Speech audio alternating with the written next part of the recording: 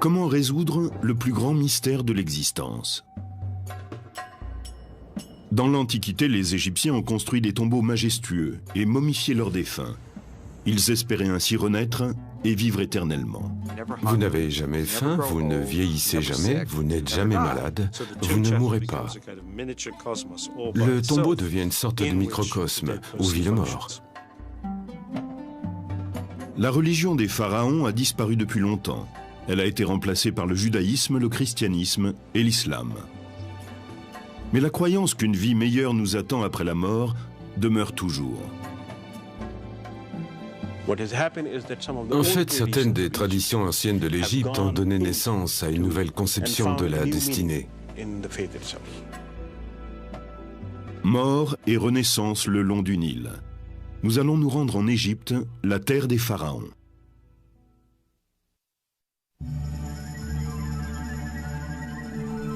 Aucune expérience humaine n'est aussi définitive et inévitable que la mort. Le désir d'y faire face a inspiré certaines des croyances religieuses les plus profondes de l'Égypte ancienne. Il est à l'origine de la construction de ces monuments extraordinaires. Et au centre de tout cela, on rencontre la promesse d'une renaissance et de la vie éternelle après la mort. C'est un concept aussi vieux que l'Égypte elle-même. Il y a 12 000 ans, bien avant les pyramides et les pharaons, les premiers habitants vivaient dans des villages situés sur les bords du Nil et brûlaient leurs morts dans le désert. Mais ces tombes primitives ne renfermaient pas uniquement le corps du défunt. Les fouilles y ont révélé la présence de nourriture, de produits de beauté et d'outils. Les défunts étaient peut-être censés utiliser eux-mêmes ces objets, à moins qu'ils n'aient été obligés d'en faire don à des puissances suprêmes après leur mort. Nous n'avons pas réellement la réponse, mais leur présence indique que ces gens croyaient à une vie dans l'au-delà.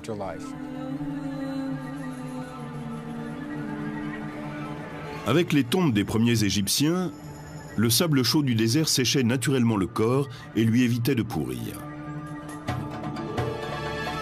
Mais les premiers rois, vers 29 avant Jésus-Christ, veulent que leur tombe résiste au temps. Et bientôt, la mastaba remplace la simple fosse creusée dans le désert.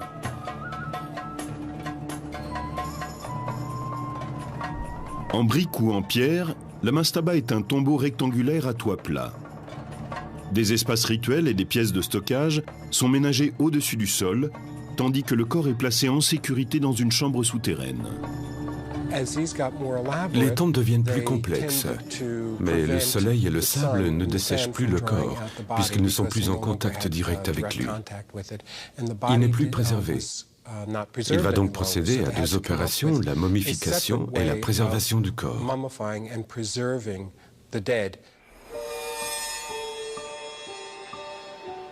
Peu à peu, les Égyptiens apprennent à reproduire le processus de dessèchement du corps par les conditions désertiques. On extrayait de ce lac un sel, le natron, et on s'en servait pour assécher le corps et éviter qu'il pourrisse. En général, l'opération prenait 40 jours. Puis le corps était enveloppé dans un vêtement. Pour les Égyptiens, le cœur est le siège de la connaissance et de l'intelligence. Les embaumeurs le laissent donc à l'intérieur du corps. Le cerveau, par contre, est considéré comme moins important. Il doit donc être extrait. L'opération est facilitée par un outil spécifique. Ils introduisaient un crochet dans la cavité crânienne, en passant par une narine. Ensuite, ils le faisaient tourner pour réduire le cerveau à une sorte de mousse qu'ils ressortaient par cette narine.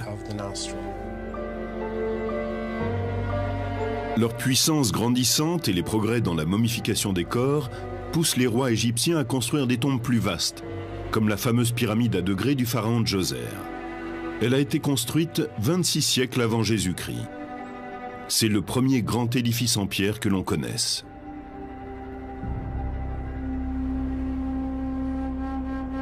Il est bientôt suivi par la première grande pyramide bâtie par le pharaon Snéfrou.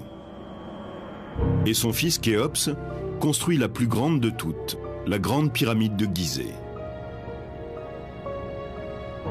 Comme les premières sépultures du désert, ces tombes majestueuses contiennent le corps préservé du défunt et des quantités de provisions et d'objets. Mais les pharaons ne sont pas entourés de simples pots de terre. Ils ont avec eux des trésors royaux et des objets en or d'une valeur incommensurable.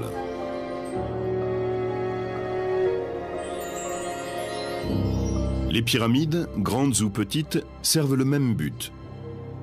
Ce sont des outils de renaissance. Elles sont construites pour permettre aux défunts rois de devenir un esprit promis à la vie éternelle.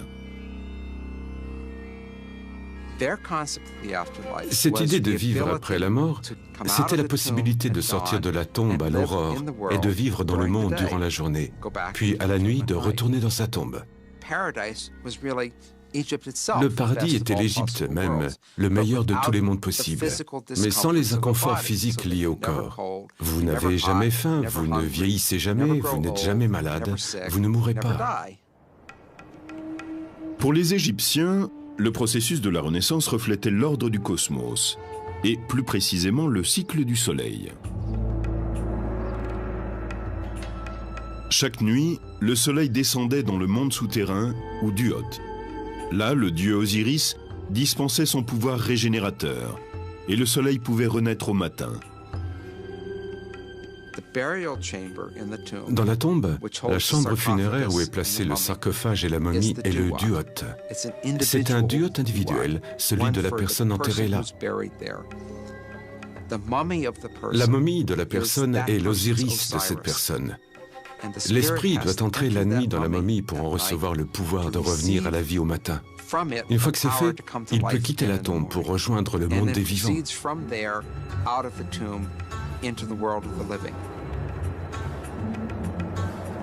Les Égyptiens croyaient que l'esprit, quand il renaissait, avait besoin d'une nourriture quotidienne sous la forme d'offrandes et de prières des vivants. Chaque tombe pyramidale possédait son temple funéraire, où l'on apportait les offrandes et où l'on récitait les incantations. Ces complexes funéraires sont restés des modèles pendant des milliers d'années dans les périodes de l'Ancien Empire et du Moyen Empire. Mais la pyramide funéraire, avec ses réserves de richesse, a été abandonnée avec le développement du Nouvel Empire, vers 1550 avant Jésus-Christ. Bien sûr, les premières tombes pyramidales étaient sans arrêt dévalisées, et à l'époque du Nouvel Empire, on était très au fait de ces pillages. Pour déjouer les pratiques des pilleurs de tombes, les pharaons du Nouveau Royaume réorganisent leurs complexes funéraires. À présent, le temple où se déroulent les rituels doit être séparé du tombeau même.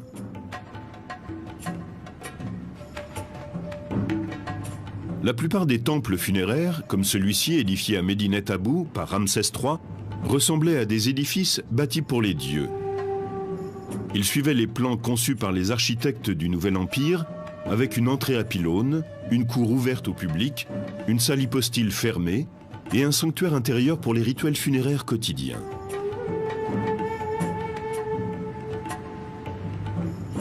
La seule variante à ce modèle est le temple construit par Hatshepsut, la puissante reine pharaon qui monte sur le trône vers 1470 avant Jésus-Christ. Le temple d'Hatshepsut, à Deir el-Bahri, est placé au pied des falaises à degrés très élevés. Il est construit comme s'il faisait partie de la montagne. Il s'élève en une série de terrasses, plutôt que de s'étendre horizontalement comme le font la plupart des temples égyptiens.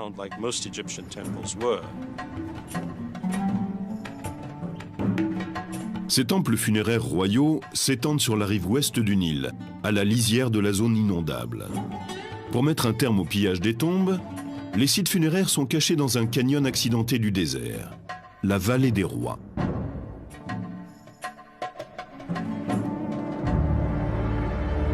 Ces tombeaux du Nouvel Empire sont taillés dans la pierre même. Aucune pyramide ou monument quelconque ne marque leur emplacement. Rien qui puisse servir de repère aux voleurs éventuels. À l'intérieur, pourtant, la chambre funéraire poursuit la tradition et reflète le cosmos à une échelle plus intime. Au plafond de la chambre funéraire sont représentées les étoiles ou d'autres symboles célestes. On voit également sur les murs des scènes qui le plus souvent décrivent le monde des vivants. Le tombeau devient une sorte de microcosme où vit le mort. Les tombes sont une métaphore du cosmos et aussi du mécanisme de la naissance. La chambre funéraire est une matrice et le couloir qui y mène est le passage pour en sortir et venir au monde.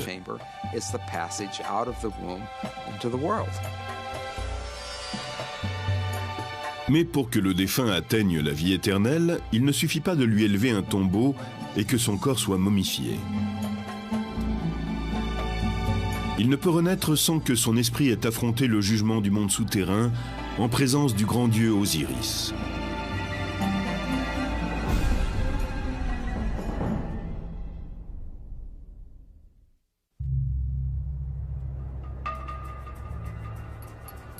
Pendant près de 20 siècles, les pharaons n'ont reculé devant aucune dépense pour construire leur monument funéraire.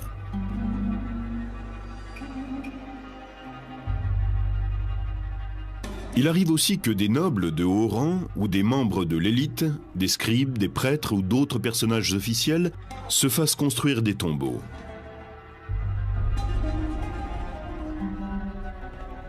Certaines traditions funéraires très répandues pourraient remonter à un pharaon de l'ancien royaume, Unas, mort vers 2300 avant Jésus-Christ. Dans les ruines de sa pyramide, on peut admirer les murs couverts de hiéroglyphes de la chambre funéraire.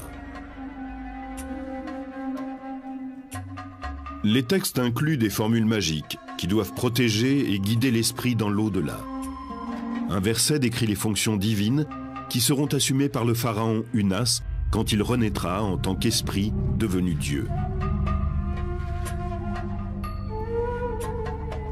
Il comptera les cœurs, il réclamera les cœurs. Celui qui désire vivre, vivra. Celui qui désire mourir, mourra.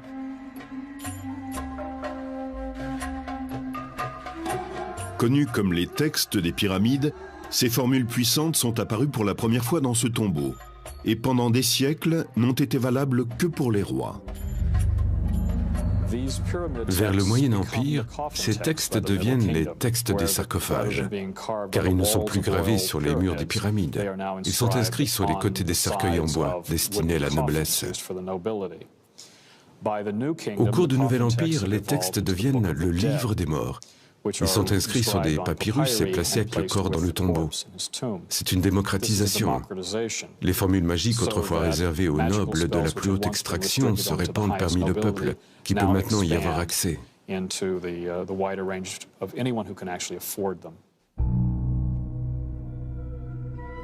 Pourtant, la vie éternelle n'est pas acquise automatiquement.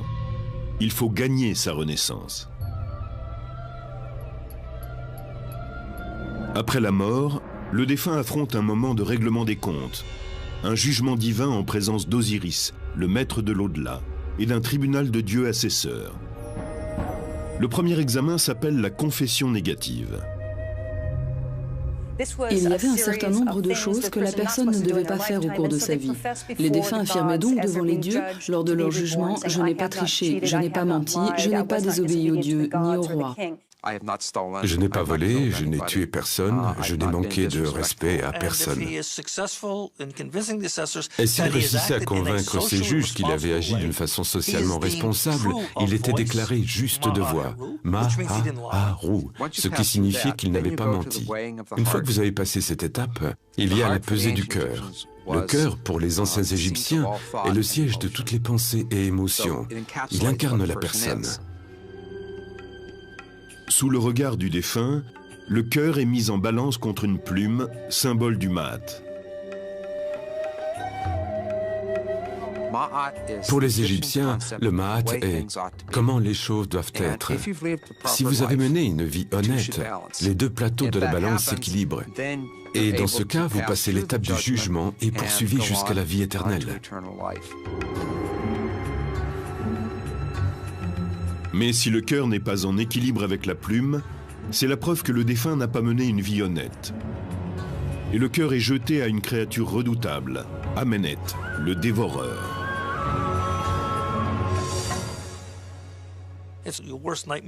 Votre pire cauchemar devient réalité. Il attend là, la gueule ouverte, que ce petit morceau lui soit jeté.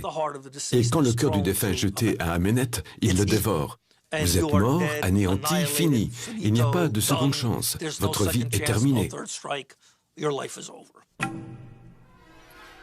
Pour certains Égyptiens, la perspective d'être jugés après la mort leur servait de guide moral pendant leur vie. Vous devez montrer que vous avez vécu d'une façon qui fait de vous un membre honorable de la société. Ce n'est pas un jugement religieux, c'est un jugement social. Le défunt, qui a été récompensé par la vie éternelle, est considéré comme un élément du cosmos.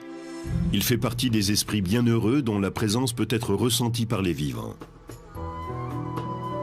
Différents textes nous apprennent que les gens demandaient à leurs parents défunts de les aider, que ce soit pour des problèmes juridiques ou pour avoir des enfants, par exemple. Il est extraordinaire de constater que la vie et la mort n'étaient pas aussi séparées qu'ils le sont aujourd'hui. La mort était une sorte de transition perméable. Les défunts étaient toujours capables de vous aider au cours de votre vie. Le lieu de communication entre les vivants et les morts est présent dans la tombe. C'est un grand bas-relief en pierre qu'on appelle la fausse porte. La fausse porte est un élément architectural que nous retrouvons dans toutes les tombes. C'est l'endroit où les gens viennent témoigner leur respect et leur dévotion à leurs ancêtres. Elle est considérée comme la porte qui relie le monde des défunts à celui des vivants. Ce n'est pas une vraie porte. Elle est sculptée dans une roche dure ou dans de la pierre, et les vivants ne peuvent pas y passer. Mais les morts, eux, le peuvent. La personne qui demande l'aide du défunt écrit sa requête et la porte au tombeau. Le message est placé devant la fausse porte avec une offrande de nourriture sur un autel formé d'une plaque de pierre.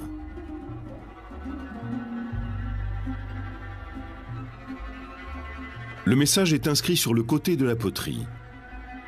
On plaçait sans doute un plat de poisson sur le dessus. L'homme qui écrit ici voudrait que sa femme ait des enfants et demande à son père défunt d'intercéder. C'est comme s'ils avaient un échange tous les deux. Ce message est très curieux. Il parle de deux servantes qu'il semble accuser d'empêcher sa femme d'être enceinte. On ne peut pas dire qu'il soupçonne les servantes de lui avoir jeté un sort ou ce genre de choses. C'est impossible à partir de ce seul document. Nous n'avons pas encore compris l'essentiel parce que les deux interlocuteurs sont parfaitement au courant de la situation. Nous n'avons donc que des détails partiels.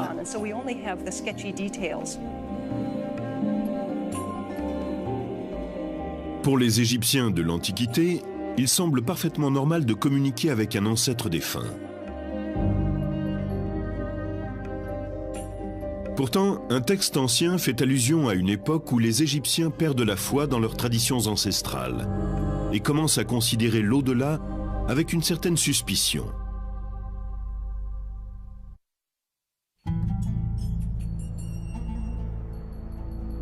La pyramide de Khéops domine le plateau de Gizeh depuis plus de 4000 ans. À moins d'un gigantesque cataclysme, elle est là pour l'éternité. Tout comme le désirait le pharaon.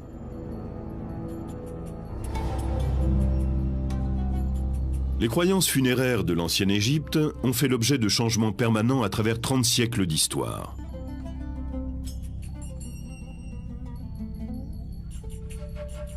Certains rituels anciens ont connu une brève popularité avant d'être complètement abandonnés. Ces fouilles ont permis de découvrir un nombre extraordinaire de tombes, datant de 2900 ans avant Jésus-Christ. En tout, il y avait ici 500 squelettes. Ceux de membres de la cour qui auraient été tués afin qu'ils rejoignent leur maître dans la mort. Cette coutume a brusquement cessé peu après son apparition. Ce serait bien de pouvoir dire que c'était pour des raisons morales, mais nous l'ignorons. Nous savons simplement que cette pratique s'est arrêtée. Les nombreuses représentations de serviteurs dans les tombes royales ou dans d'autres tombes servaient sans doute de substitut aux vrais serviteurs que l'on enterrait aux côtés des premiers rois.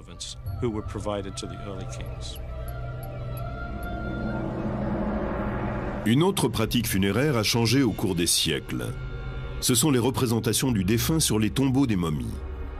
Avec le temps, elles se généralisent et finissent par ne plus avoir aucune ressemblance avec la personne défunte.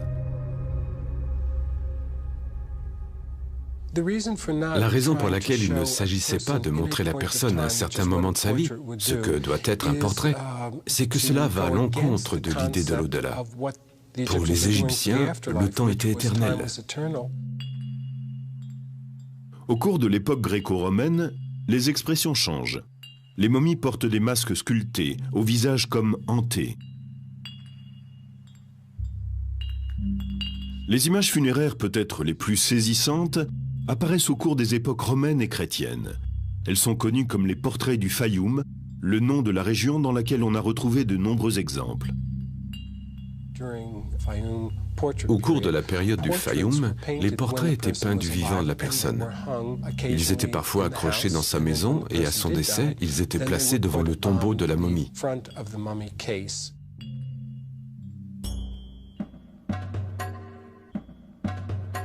Un des changements les plus singuliers dans les coutumes funéraires est l'élévation d'un mortel au rang de Dieu.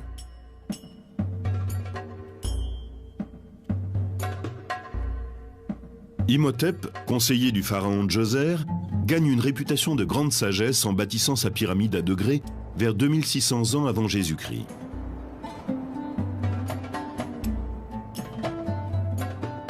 Après sa mort, une croyance se développe, selon laquelle il peut intercéder auprès des dieux, ce qui est jusque-là le privilège des pharaons.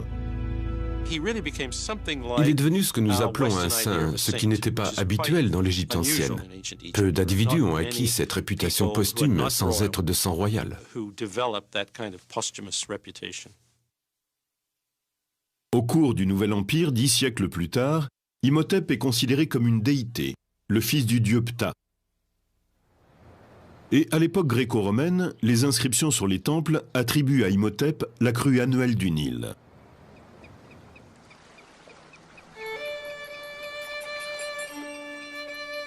Le renom d'Imhotep se répand dans toute l'Égypte et il survit bien après la disparition des pharaons.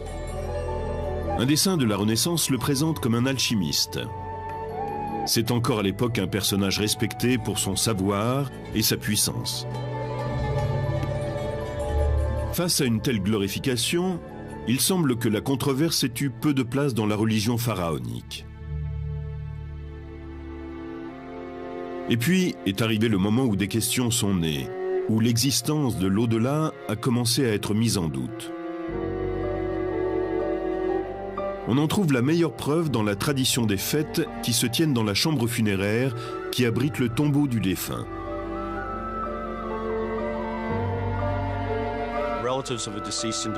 Les parents prenaient un repas et célébraient le défunt qui était censé se joindre à eux en esprit. En ces occasions, il y avait souvent un harpiste qui interprétait des chants appropriés à la circonstance. En général, il disait aux morts qu'il allait certainement se plaire dans l'au-delà, que c'était un endroit sûr où il pourrait se reposer et se substanter.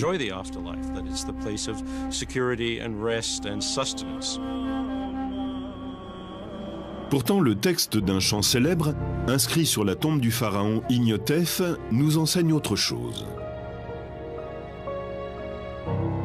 Il pose des questions explicites sur la Renaissance et proclame que jamais celui qui part ne revient. Le harpiste célèbre le grand Imhotep, mais note que malgré sa notoriété, sa tombe a disparu, car elle n'était plus honorée et ne recevait plus d'offrandes. C'est assez inhabituel parce que cela pose la question de savoir s'il y a vraiment une vie après la mort. Ce chant rappelle que les hommes les plus célèbres, ceux que l'on connaît à travers les écrits, ont eu de magnifiques tombeaux, que leurs cryptes étaient remplies d'offrandes, mais qu'aujourd'hui personne ne sait plus où ils se trouvent. La plupart des spécialistes pense que ces idées sont nées au cours de périodes d'instabilité politique.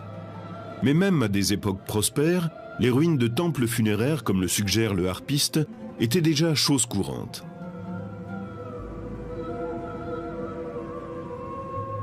Ramsès II est l'un des plus grands pharaons de l'Égypte et un de ses bâtisseurs les plus obsessionnels. Il ne reste plus de son temple funéraire autrefois immense que des colonnes éparpillées et des statues brisées. Amenhotep III est un autre grand bâtisseur. Son temple funéraire était le plus imposant de tous. Pourtant, il n'en reste pas grand-chose à part ses statues. Les pharaons qui lui ont succédé se sont servis de son temple comme d'une carrière. Ils en ont pris jusqu'au dernier bloc. Les pharaons étaient très préoccupés par l'érection de leur temple. Ce n'était pas simplement une question de beauté. Il était essentiel pour leur vie dans l'au-delà que l'édifice soit bâti selon les règles. Et cela ne les gênait aucunement de détruire le temple d'un autre pharaon pour terminer plus vite le leur.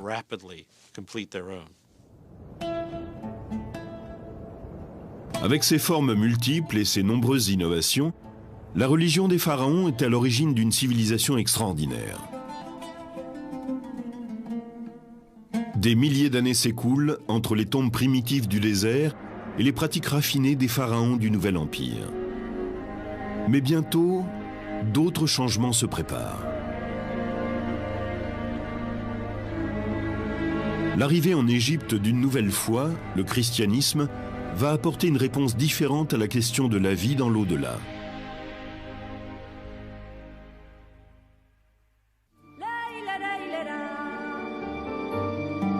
Peu de sociétés ont été aussi déterminées à déjouer la mort que les anciens Égyptiens.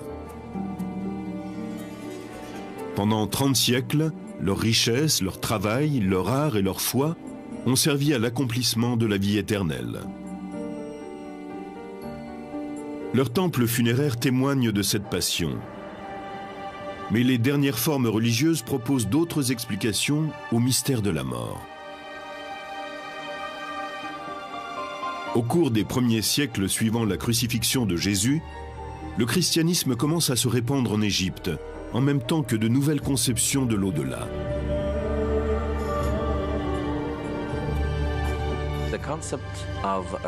La résurrection et l'immortalité auxquelles croyaient les pharaons nécessitaient la préservation du corps. Dans le christianisme, la résurrection s'effectue à travers Jésus-Christ et non par la préservation du corps.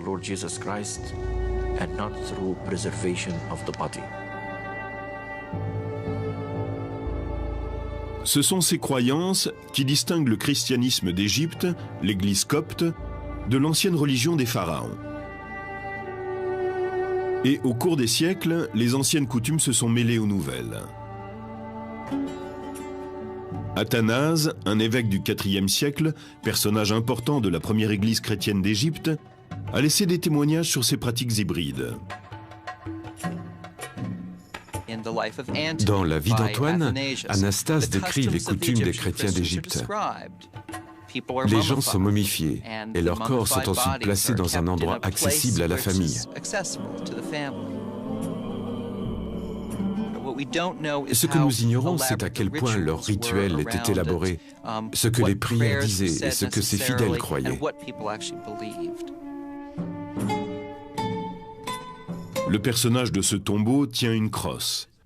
C'est un symbole qui appartient à la fois à la tradition chrétienne et à la tradition pharaonique, et qui apparaît dans la pratique funéraire copte. Certaines pierres tombales présentent une crosse stylisée, la crux ansata, qui descend tout droit de l'anké égyptienne, symbole de vie.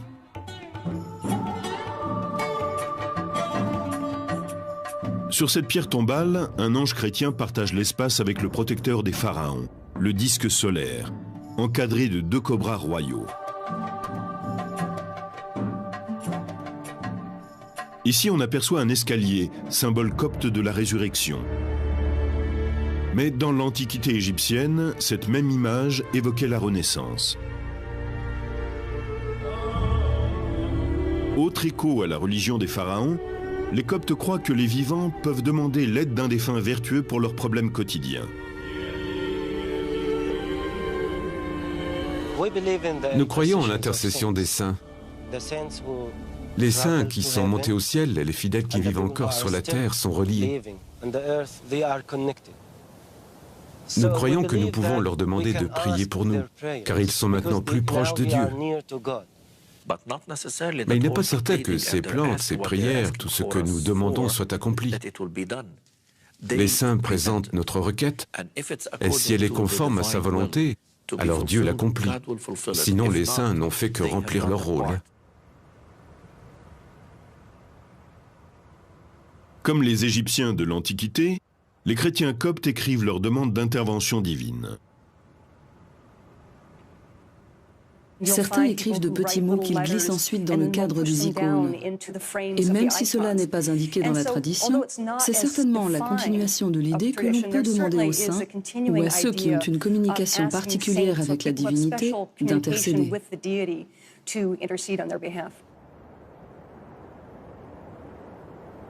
Cette quête d'intercession se répand très loin, jusqu'en des endroits saints comme le monastère Saint-Antoine, situé dans un endroit reculé du désert égyptien. Parmi les moines, un évêque, Joseph, était particulièrement apprécié. Il est mort ici en 1826. Après sa mort, l'Église l'a élevé au rang de saint de l'Église copte. Par chance, 140 ans plus tard, il est tombé de fortes pluies sur le monastère et nous avons dû nettoyer le cimetière. Quand les moines ont ouvert sa tombe, ils ont trouvé son corps entièrement intact. Maintenant, il est conservé ici dans l'église.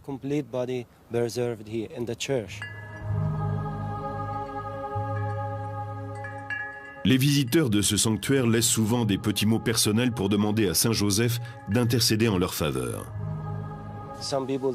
Certains écrivent leurs secrets, leurs problèmes. Le prêtre est le seul qui puisse les lire.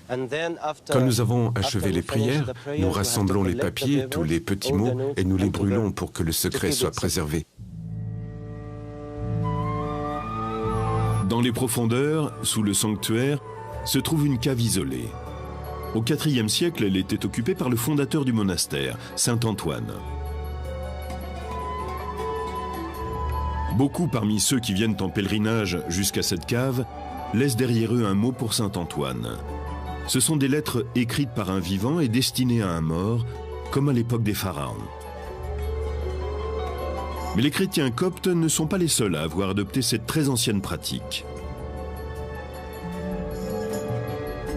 On retrouve des liens entre le judaïsme et la religion égyptienne dans les récits de la Bible, comme celui de Moïse, de l'Exode ou des 10 commandements.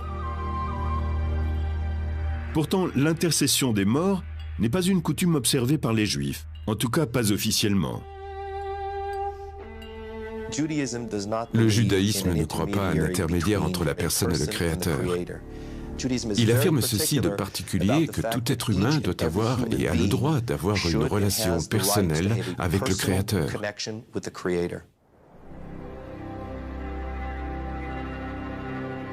Pourtant, en Égypte, le tombeau ne représente qu'une étape intermédiaire. Dès sa mort ici en 1885, Abou Katzera a été considéré par la population comme un saint juif. Après sa mort, il est devenu un intercesseur, qu'on dit capable de guérir les gens de maladies. Il est particulièrement respecté et vénéré pour son talent à secourir les femmes atteintes de stérilité. Une fois par an, les Juifs du Moyen-Orient et d'Europe se rassemblent sur la tombe d'Abou Katzera. Ils célèbrent sa mémoire et lui demandent de les aider depuis sa tombe.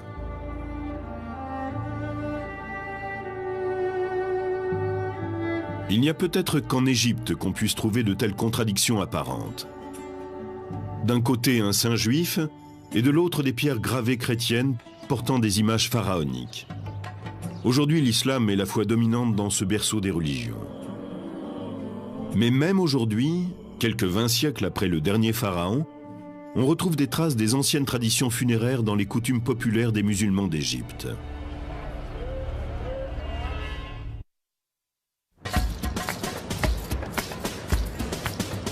Le Caire appartient au monde des vivants. Cette ville animée compte 16 millions d'habitants, soit un quart de la population égyptienne. Le grouillement de ces existences emplit l'air jour et nuit de son vacarme.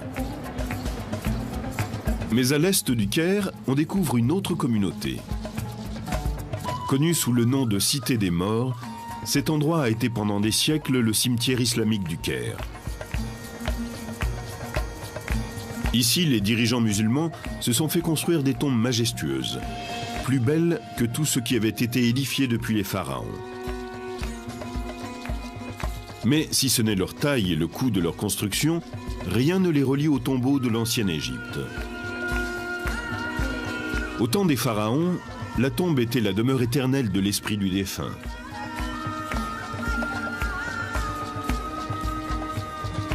Dans l'islam, la tombe est un abri temporaire entre la mort et le jugement dernier. Les musulmans espèrent être admis dans un paradis merveilleux de jardins, de palais et d'éternel bien-être. La personne sera jugée sur la base de ses actions et de ses paroles. C'est à ce moment-là qu'on décidera de sa destination finale. Soit elle ira au paradis, soit dans les flammes de l'enfer. Ces tombeaux imposants ont certes été construits par des musulmans, mais ils violent les préceptes édictés par le prophète. Pour mettre sur un même pied d'égalité tous les fidèles, Mohammed précise que les tombes doivent être toutes simples et se situer au niveau du sol. Un musulman doit être enterré de façon quasi invisible. L'islam orthodoxe appelle cela « Takswid al-Qubur », le nivellement des tombes. Le prophète interdit explicitement la construction d'un édifice quelconque au-dessus du tombeau. Mohammed lui-même a été enterré humblement sous le sol de sa maison, après sa mort en 632. Mais contre ses vœux express, ses disciples, pleins de dévotion, s'empressent de construire sur sa tombe une vaste mosquée. Ce mélange entre l'islam orthodoxe et les penchants de la nature humaine ont donné naissance à des coutumes funéraires qui durent encore aujourd'hui.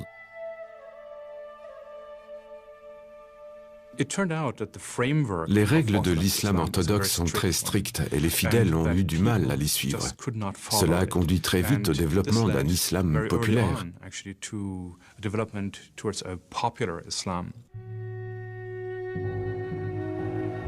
On peut observer cette fusion entre la foi orthodoxe et la foi populaire dans les pierres tombales sculptées qui apparaissent vers le 8e siècle.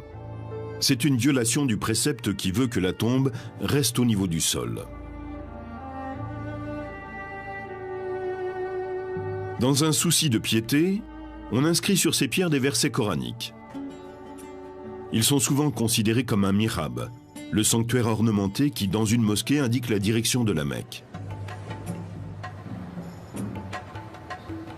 Entre les XIIe et XVe siècles, sous les sultans mamelouks, la construction de tombes islamiques atteint son apogée.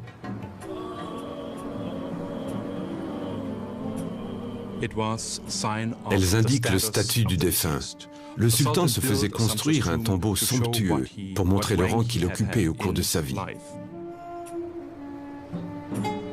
Ce mausolée a été construit pour le sultan Al-Zahir Barkouk, mort à la fin des années 30. Au centre, on trouve une grande cour, semblable à celle d'une mosquée, et au milieu de celle-ci, ce qui était une fontaine. La tombe du sultan Barkouk repose sous un immense dôme. L'espace ainsi créé mesure près de 15 mètres de diamètre et comprend 6 niveaux en hauteur.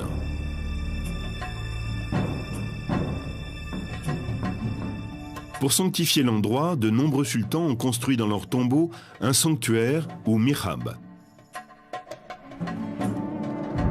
Barkouk est enterré au pied du mihrab, avec à ses côtés son fils. Mais le complexe funéraire de Barkouk est plus qu'un simple tombeau. Il comprend des espaces de vie, aujourd'hui en ruine. Ils étaient destinés aux soufis, des fidèles connus pour leur dévotion et leur mysticisme. Les soufis ne se contentaient pas d'observer les rituels. Ils récitaient aussi le Coran en permanence pour remplir le tombeau de la récitation de versets pieux et ainsi aider le défunt au cours de la période intermédiaire entre la mort et la résurrection.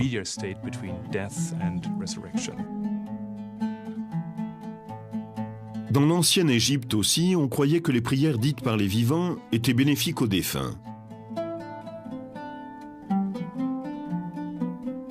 Bien que l'islam ne soit pas issu de la religion des pharaons, on observe qu'il existe certaines ressemblances entre les deux.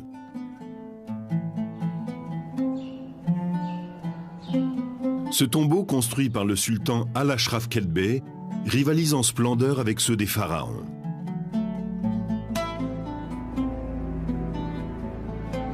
Il s'agit de témoigner de la puissance et de la gloire du souverain.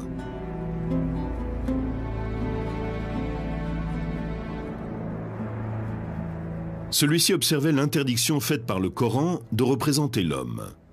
On a donc utilisé, comme dans une mosquée, des versets coraniques et des motifs géométriques pour orner l'édifice. Parmi ces motifs, l'étoile à 6 branches. Pour un regard contemporain, cela peut surprendre dans une construction islamique. L'étoile apparaît sur de nombreux monuments. Certaines ont 5 branches, d'autres 6.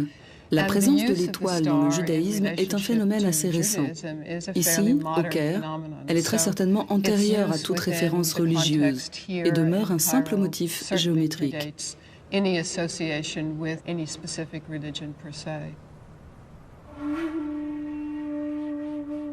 Les versets coraniques inscrits dans les tombeaux musulmans pourraient être des réminiscences des textes des pyramides gravés dans les chambres funéraires des pharaons. Il est important pourtant de noter que l'utilisation de ces textes par les musulmans s'est développée à cause de l'interdiction de représenter les humains, et non en référence à une coutume antique. De par leur taille, les tombeaux des sultans mamelouks sont plus proches des monuments funéraires des pharaons que des modestes tombes exigées par Mohammed. Malgré leur splendeur, ces tombeaux répondent à un précepte islamique.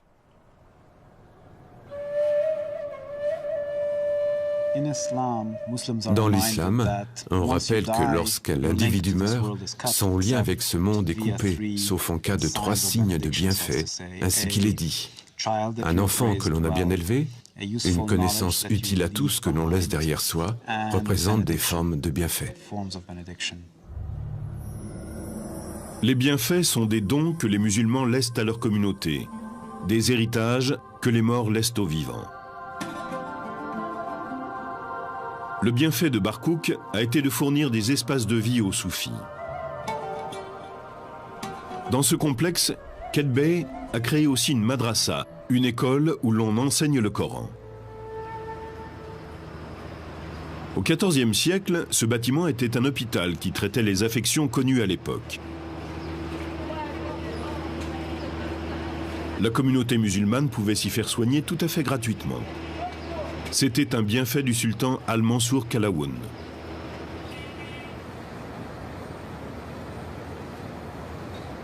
Il est une autre croyance que l'on retrouve dans la foi populaire musulmane et dans la religion égyptienne antique.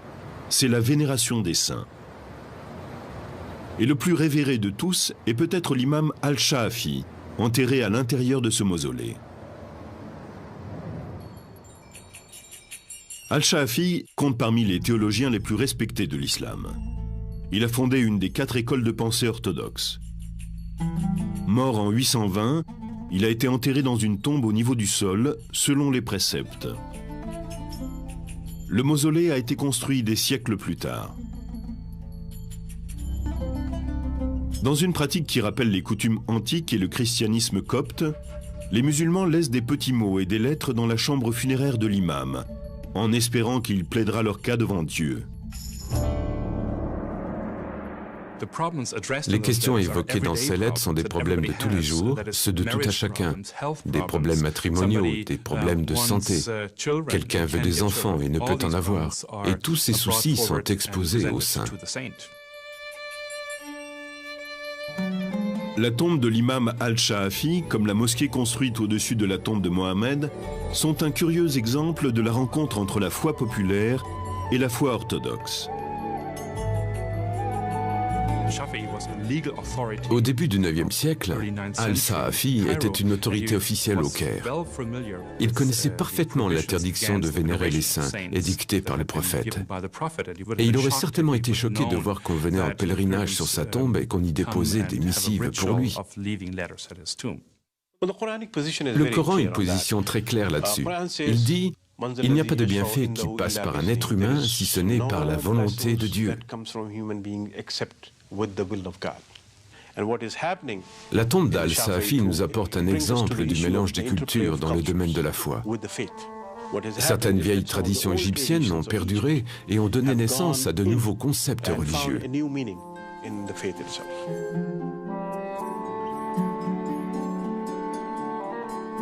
Les pharaons ont disparu depuis bien longtemps, mais certaines de leurs coutumes sont encore observées aujourd'hui. Peut-être les êtres humains partagent-ils un besoin commun de traverser la frontière qui sépare les vivants et les morts. Ce désir est certes compréhensible et permet que le caractère définitif de la mort soit considéré comme une illusion. En Égypte, de nombreuses religions se sont confrontées au cours des siècles avec le mystère ultime de la vie. Et chacune a trouvé sa manière d'expliquer la mort et d'indiquer à ses fidèles un pont vers l'éternité.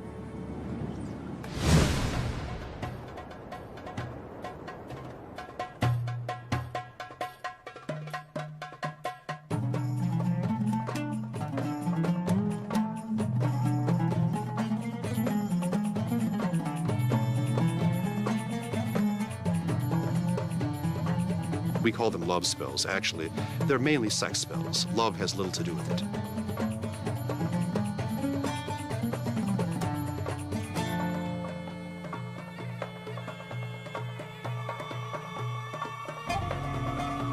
So this ancient Egyptian curing fluid of Isis becomes a standard of medieval and early modern medicine.